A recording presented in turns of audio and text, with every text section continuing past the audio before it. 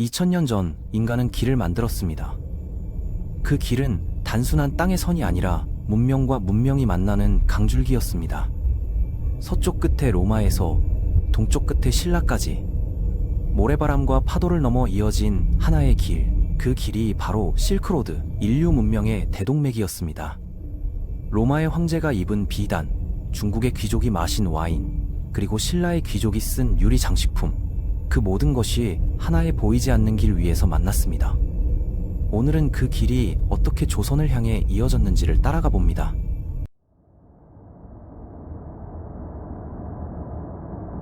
로마 제국의 중심지 포rum 시장. 상인들의 외침이 쉴 새 없이 들립니다. 비단, 향신료, 인도의 보석. 기원 후 1세기 로마의 부자들은 동방이라는 단어에 환상을 품었습니다. 그들에게 동쪽은 신비와 부의 상징이었죠. 로마의 학자 플리니우스는 박물지에서 이렇게 썼습니다. 로마의 금은 바다를 건너 인도와 중국으로 흘러가고 그 금은 다시 돌아오지 않는다. 그는 동방과의 무역을 황금의 낭비라 비판했지만 그 길은 이미 거스를 수 없는 흐름이었습니다. 로마의 항구 도시 알렉산드리아, 붉은 석양이 바다를 물들이면 수십 척의 상선이 항해를 준비합니다. 그들의 목적지는 인도양 저편, 타밀 해안의 무지리스 항이었습니다.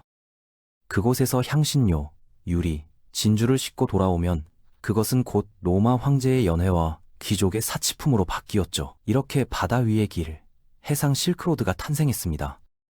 이 길은 홍해에서 시작해 인도양, 말라카 해협, 남중국해를 거쳐 광저우, 베트남, 필리핀 해역을 지나 한반도 남해까지 이어졌습니다. 그 끝에는 가야와 신라의 항구가 있었습니다. 하지만 이 길의 진짜 주인은 로마도 중국도 아니었습니다. 그 사이 수많은 중간 문명들이 있었습니다.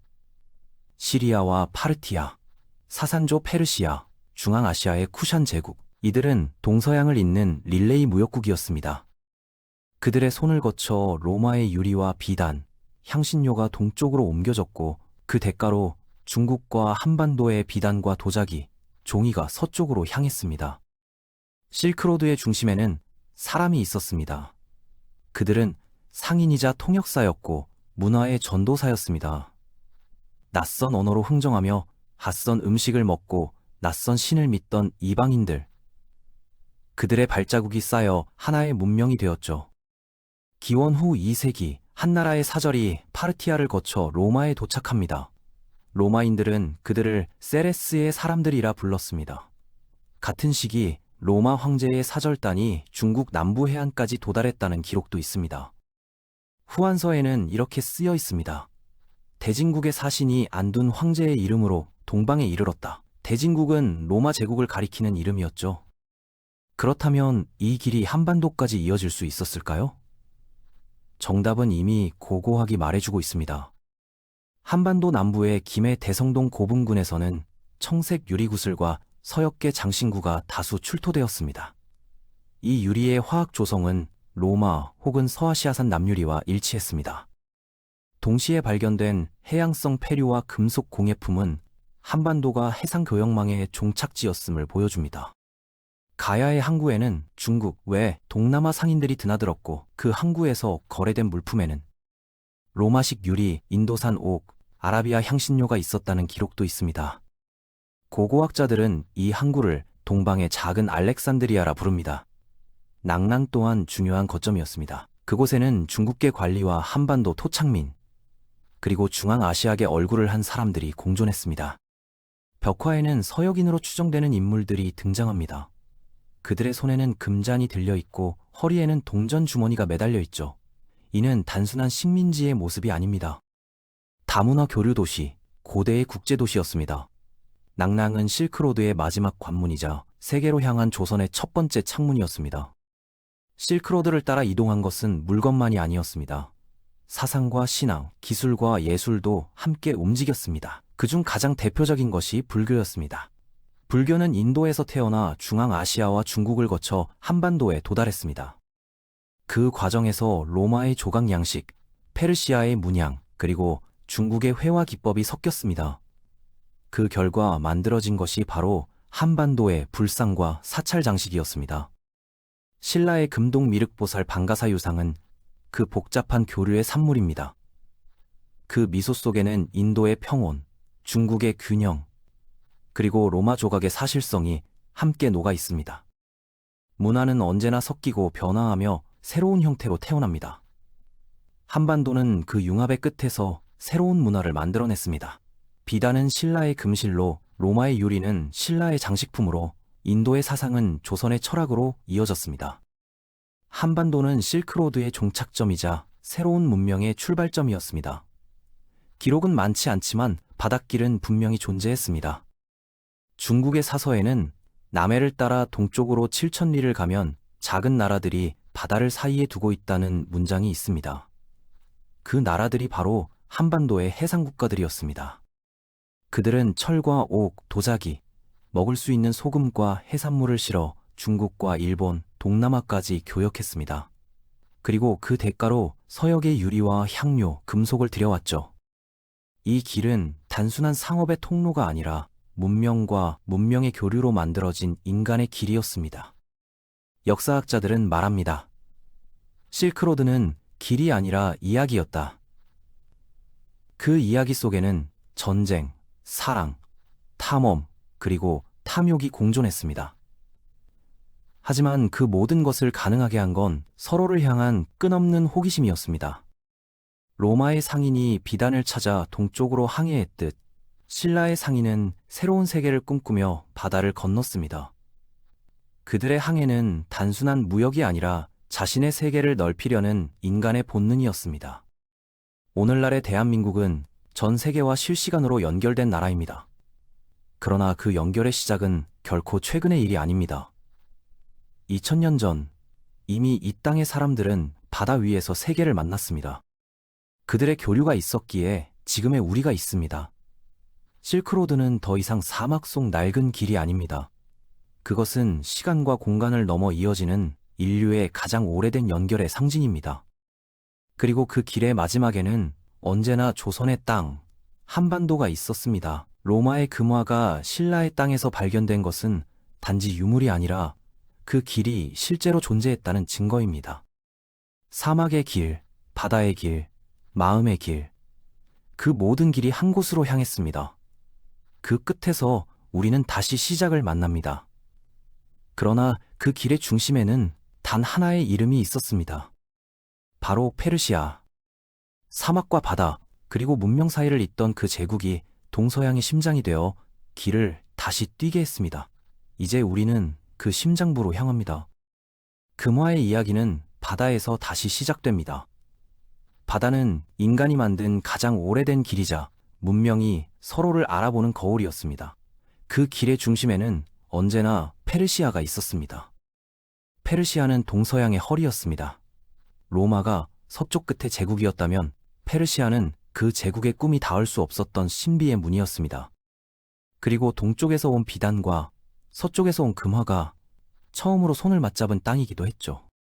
사막의 모래바람이 부는 길 위에서 페르시아 상인들은 낙타에 유리, 향신료, 비단, 그리고 금화를 실었습니다. 그들은 물건보다 이야기를 더 많이 옮겼습니다.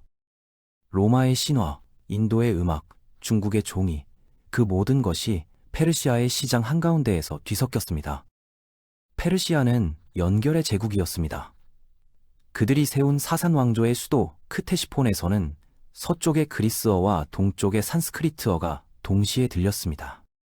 왕궁의 벽화에는 로마의 모자이크와 중국의 구름 무늬가 함께 그려졌죠.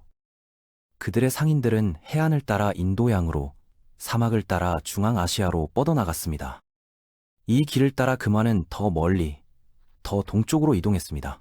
그 여정의 끝에서 금화는 낯선 바다와 마주합니다. 바로 한반도로 이어지는 동방의 바다였죠. 한반도 남쪽의 해안. 그곳에는 가야라 불린 작은 연맹왕국이 있었습니다. 가야는 철의 나라였고 무역의 나라였습니다. 그들은 철을 수출하고 유리를 수입했습니다.